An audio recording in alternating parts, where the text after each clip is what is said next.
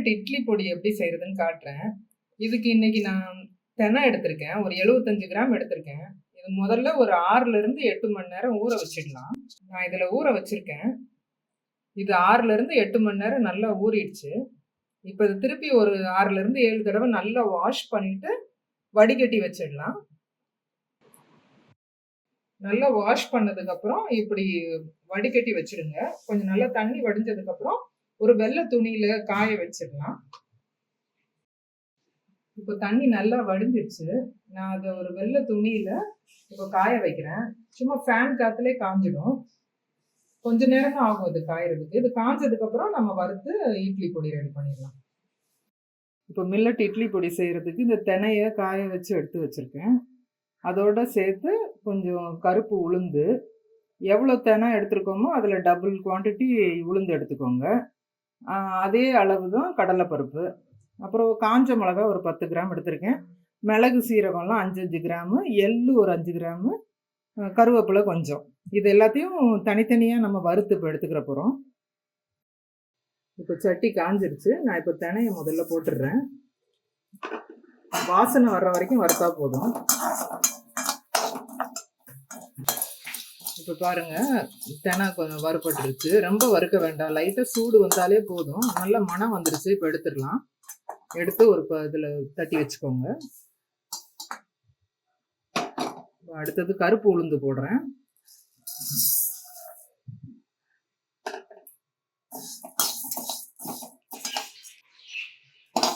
இப்போ பாருங்க, கருப்பு உளுந்து நல்லா வறுபட்டுருச்சு. இப்போ இதை எடுத்துடலாம். நல்ல மணமும் வந்துடும் கருப்பு உளுந்துல.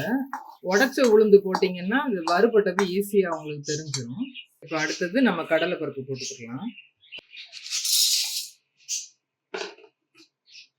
மெதுவாக தீ வச்சுட்டு அதில் அப்படியே வறுத்து எடுத்துருங்க. இப்போ பாருங்க, கடலைப்பருப்பு நல்லா கலர் மாறிடுச்சு. இந்த டைமில் எடுத்துடலாம். எடுத்துட்டு இதோடு தட்டி வச்சுக்கிறேன். இப்போ இதில் வத்தல் போட்டுடலாம். இதோட ஒரு 5 கிராம் கல் உப்பு எடுத்து வச்சிருக்கேன், அதையும் போட்டுடலாம்.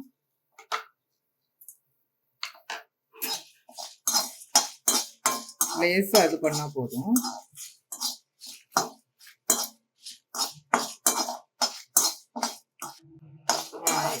இப்போ வத்தல் கொஞ்ச நேரம் வதக்கிட்டேன். இப்போ எடுத்துடுறேன் இதை. இப்போ இந்த மிளகு சீரகத்தையும் தனித்தனியாக போட்டுக்கலாம். லேசாக சூடு வந்தால் போதும். எல்லாத்தையுமே வதக்கி வறுத்து கொஞ்சம் எடுத்துட்டீங்கன்னா கொஞ்ச நாள் நல்லா கெடாமல் இருக்கும், மணமாகவும் இருக்கும் நல்லா. இப்போ மிளகு லேசாக சூடாயிடுச்சு. இதையும் எடுத்துடுறேன். இப்போ சீரகம் போட்டுக்கிறேன். இதை கொஞ்சம் லேசாக ரோஸ்ட் பண்ணிக்கலாம். எல்லாத்தையும் தனித்தனியாகவே போட்டு ரோஸ்ட் பண்ணுங்க. இப்போ சீரகம் ரோஸ்ட் ஆயிடுச்சு. இதையும் எடுத்துக்கிறேன். இப்போ இதில் கொஞ்சம் கருவேப்பிலை போட்டுக்கலாம். கருவேப்பிலை நான் ஏற்கனவே கழுவி காய வச்சு அப்புறம் போடுறேன். இணல்லே காய வைங்க கருவேப்பிலைய. லேசாக வறுத்து எடுத்துக்கலாம் கருவேப்பிலை. பாருங்க, கருவேப்பிலை நல்லா ரோஸ்ட் ஆயிடுச்சு. ஈரம் கொஞ்சம் கூட இருக்கக்கூடாது, அப்போ தான் கெடாமல் இருக்கும்.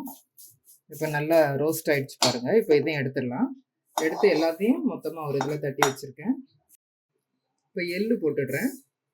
இதையும் கொஞ்சம் லைட்டாக ரோஸ்ட் பண்ணி எடுத்துடலாம். இப்போ எள்ளு பாருங்க வறுபட்டுருச்சு, நல்லா படப்படான்னு பொரியும். இந்த டைமில் எடுத்துருங்க. இதையும் இதோட சேர்த்து தட்டிடலாம். இது அப்படியே எல்லாத்தையும் ஆற வச்சுட்டு, ஆறுனதுக்கப்புறம் ஒரு 5 கிராம் பெருங்காயத்தூள் மட்டும் இதோட சேர்த்து கொரகொரப்பாக மிக்சியில் அரைச்சி எடுத்துகிட்டு வந்துடலாம். இப்போ பாருங்கள், இட்லி பொடி நல்லா கொரகொரப்பாக அரைச்சி எடுத்துகிட்டு வந்துட்டேன். இது ரொம்ப நல்ல டேஸ்ட்டாக இருக்குங்க. ரொம்ப சத்தான பொடி கூட. தெனை, கருப்பு உளுந்து, கருவேப்பிலை எல்லாமே உடம்புக்கு ரொம்ப நல்லது.